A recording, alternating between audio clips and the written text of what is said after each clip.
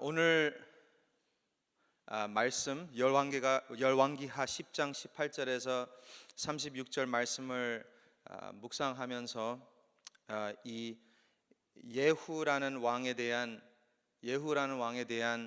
생각을 좀 하게 되었습니다. 예후 왕. 우리 성도님들은 이 열왕기하 9장과 10장 그리고 또 오늘 말씀까지 읽으시면서 예후 왕에 대한 것을 많이 들으셨고, 예후 왕이 했던 일들과 거기에 있는 사건들, 그리고 그 예후 왕의 그 성격을 보셨을 때 생각나는 사람이 있나요? 있어요? 저는 생각나는 사람이 있습니다. 저는 누가 생각이 나느냐면요, 우리 현재 미국 대통령입니다.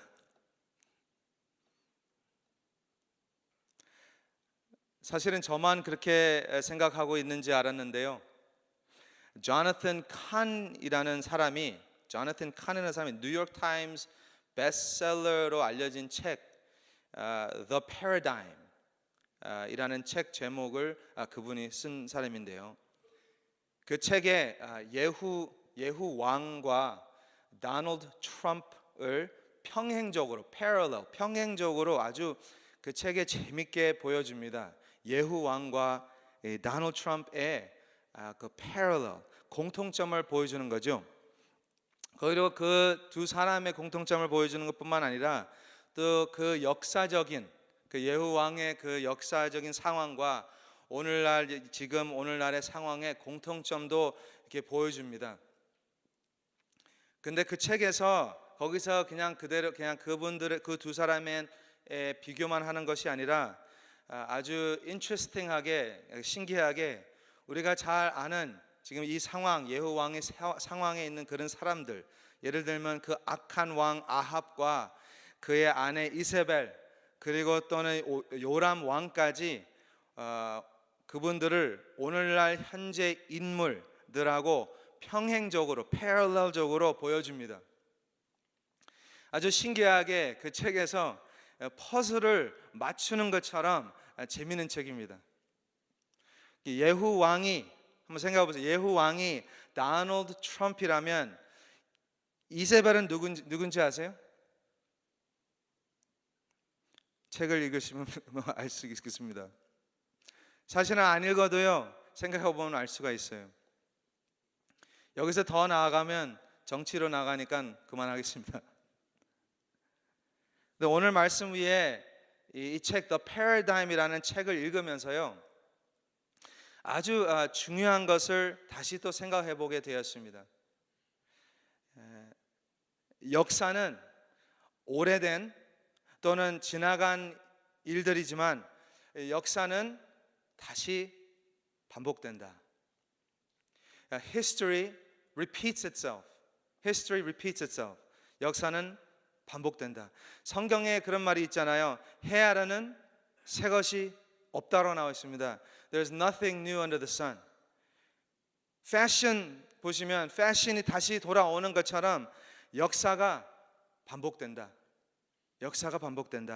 오늘 말씀에 이스라엘 백성의 역사에서 다시 또 반복하는 것이 나옵니다. 오늘 말씀에 이스라엘 백성 그 역사에 오늘 말씀에 또 나옵니다. 아주 옛날에 그 출애굽기 그때에서 다루었던 또는 문제 있었던 일이 또 반복으로 오늘 말씀에 나옵니다. 그게 뭔지 아세요? 29절에 나옵니다. 29절에 어떻게 나왔냐면 뭐가 나오냐면 금송아지가 나옵니다. 베델과 단에 있는 금송아지가 나와 있습니다. 그렇다면 역사가 진짜 반복이 된다는 것이 사실이라면 오늘날도 그 당시에 예화의 그 시대 때뿐만 아니라 오늘날 지금 이 현재에 금송아지가 있을 수 있다는 겁니다. 역사는 반복됩니다. 술 중독된 아빠처럼 절대로 안 될 거라고 말을 하는 그 아이가 나중에 커보면 그 아들은 술 중독자가 되어버렸습니다. 저도 우리 어머니 아버지처럼 절대로 안 할 것이라고 했는데 지금 보니까 우리 아이들에게 똑같이 하고 있는 겁니다. 좋은 것을 배우고 좋은 것을 닮고 그런 것을 반복하면 좋은데 좋은 것만 해도 시간이 없는데 어떻게 그렇게 나쁜 것만 닮아가는지 우리 아들과 딸을 보면서 저도 놀랍니다. 이것을 어떤 사람들은 세대적인 죄라고 부릅니다. Generational sin, 세대적인 죄라고 그래요. 이것을 성경적이라고 생각합니다.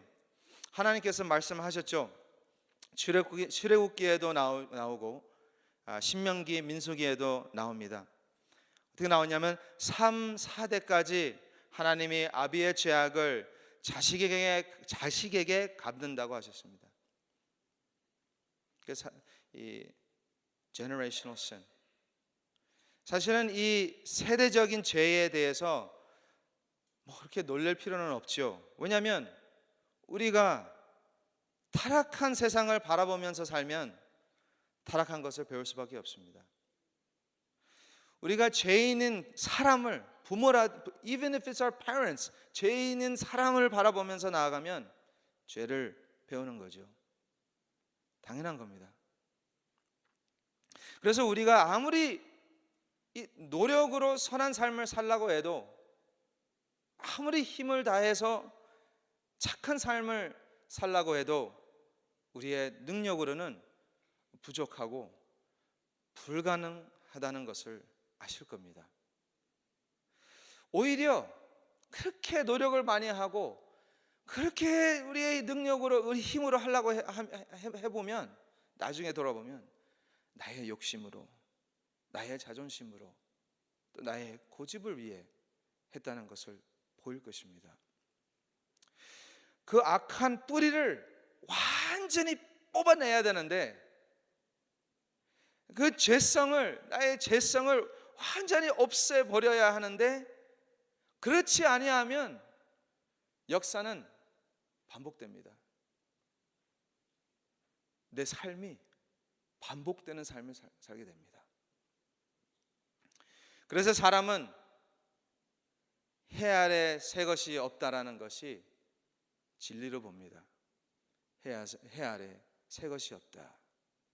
매일마다 반복된 삶, 매일마다 올라갔다 내려갔다 빙빙 돌면서 그런 불안한 삶을 사는 것입니다. 그러나 이건 아주 큰 그러나인데요. 그러나 예수 그리스도를 믿는 사람들은요, 성경에 나와 있잖아요. 예수 믿는 사람들은 아침마다 새롭다고, 아침마다 새로우니 주의 성실함이 크다라는 것을 믿으시길 바랍니다. 예수님을 바라보고 예수님을 따라가면, 예수 그리스도와 안에 있다면 이전 것은 지나갔으나 새 것이 되었도다, 새 것이 되었도다라는 것을 믿으시길 바랍니다. 예수님을 믿는 자는 그의 보혈이 나의 죄를 씻었다는 것을 믿고 날마다 내 자신을 부인하고 날마다 내 십자가를 지고 날마다 예수님을 따라가는 하나님의 자녀가 되시기를 축원합니다. 이것이 우리 믿는 자들의 큰 축복입니다. 아침마다 새롭다는 것입니다. 해 아래 새 것이 없다고 하지만 예수님 믿는 사람들은 아침마다 새롭다는 겁니다. 하나님이 나를 지금 부르셨다면, 지금 부르신다면 그 하늘나라에 가서 거기에서 깨울 때 예수님 때문에 새롭게 보이는 겁니다. 그것이 우리의 희망과 소망이라고 믿습니다. 이 예후 왕은 우리 미국 대통령처럼 어떻게 보면 하나님의 아주 좋은 일꾼으로 보일 때도 있습니다. 근데 또 어떻게 보면 완전 하나님을 무시하고 불신자보다 더 심한, 더 못한 사람으로 보일 때도 있습니다. 이 예후 왕이 열왕기하 9장과 10장을 보시면 이 예후 왕이 그 악한 아합 왕의 온 집안을, 하나님 앞에 악한 그 악한 왕을 왕의 온 집안을 죽여버립니다. 없애버려요. 하나님이 원하시는 것을 했습니다, 이 예후 왕이. 그러나 오늘 말씀은 하나님이 명령하시지도 않았는데, 하라고 하시지도 않았는데 자기 발로 나가서, 자기 뜻대로 나가서 자기가 최고 바알 신자라고 외치면서 모든 바알 섬기는 사람들을 모아놓고 19절에 나오죠. 아주 큰 제사를 드리겠다고 했습니다. 아주 큰 제사를 드리자고. 근데 여기 재밌는 것은 이 히브리어 단어의 제사라는 단어가 영어로는 sacrifice라고 할 수 있죠. 제사가 다른 말로 또는 slaughter, 학살이라는 뜻도 있습니다. 학살이라는 뜻도 있어요. 그러니까 이 예후 왕은 아주 교활한, 커닝한 사람이었어요. 야, 우리 제사 드리자, 제일 큰 제사를 드리자라는 것을 word play로 학살시키는 것이죠. 그래서 이 바울 숭배하는 자들을 다 없애버려요. 다 죽여버립니다. 하나님이 원했던 것이었지만 하나님이 그걸 보고 좋아하셨어요. 말씀에 나옵니다. 근데 하나님이 그것을 명령하시지는 않았지만 그걸 보고 좋아하셨는데, 이런 말이죠. 그걸 하려면 완전히 모든 우상 숭배를 없애버리지. 그걸 하려면 그것만 하지 말고 완전히 다 없애버리지. 왜 그 베델과 단에 있는 금송아지는 남아뒀냐는 거예요. 그 모든 바알 그 신자들, 바알 믿는 사람들을 다 없애버리고 왜 베델과 단에 있는 그 금송아지를 놔뒀냐는 거예요. 우상을 다 없애버리려면 확실하게 없애지, 완전히 그 뿌리를 빼내야지, 뽑아야지. 왜 그것을 두고 또 우상 숭배가 반복으로 일어나게 놔뒀냐는 겁니다. 근데 저는 이 예후 왕을 이해합니다.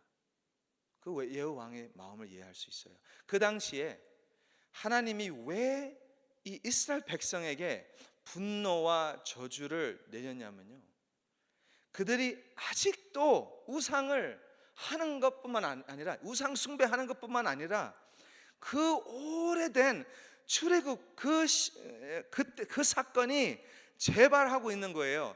다시 반복하고 있는 것입니다. 오늘 그게 무슨 말이냐면요, 그 출애굽 당시에도 그 금송아지를 만들고 그 금송아지가 다른 신으로 생각한 것이 아니었어요.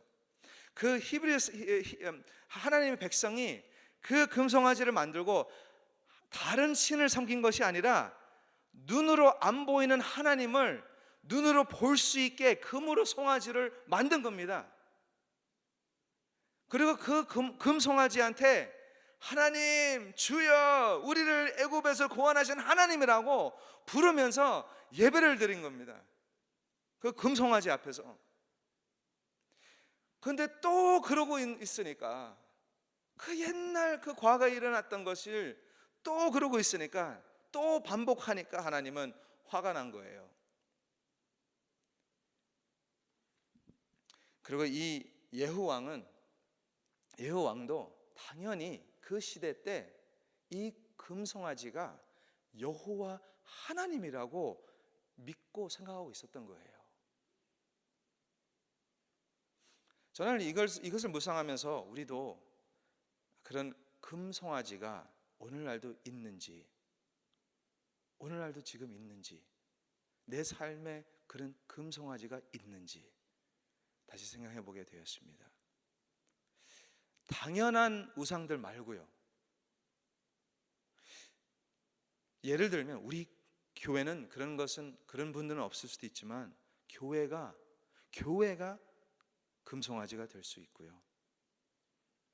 목사님이 금송아지가 될 수 있고요. 나무 짝대기로 만든 십자가가 금송아지가 될 수 있고요. 종교 중독도 금송아지가 될 수가 있고요. 생각해 보면 너무 많은 거예요. 너무 많아요. 어떻게 보면 너무 많아서 제 마음에 너무 많아서 희망이 없는 것 같아요. 호흡가 없는 것 같아요. 너무 많아서.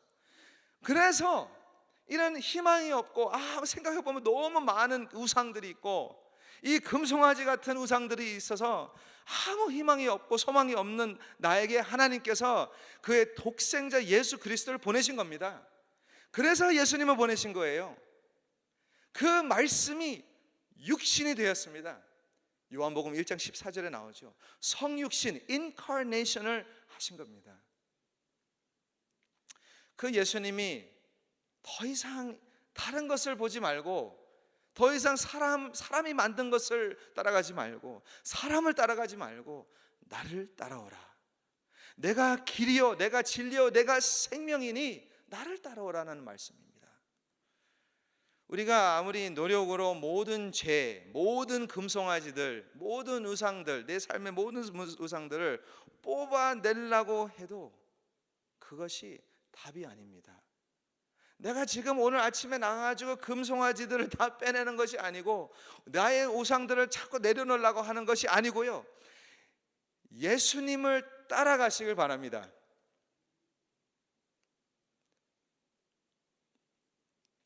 오늘 새롭고 새로운 아침, 하나님께서 주신 새롭고 새로운 아침, 다시 믿음으로 주님을 따라가는 하나님의 자녀가 되시기를 주님의 이름으로 축원합니다. 네, 기도하겠습니다.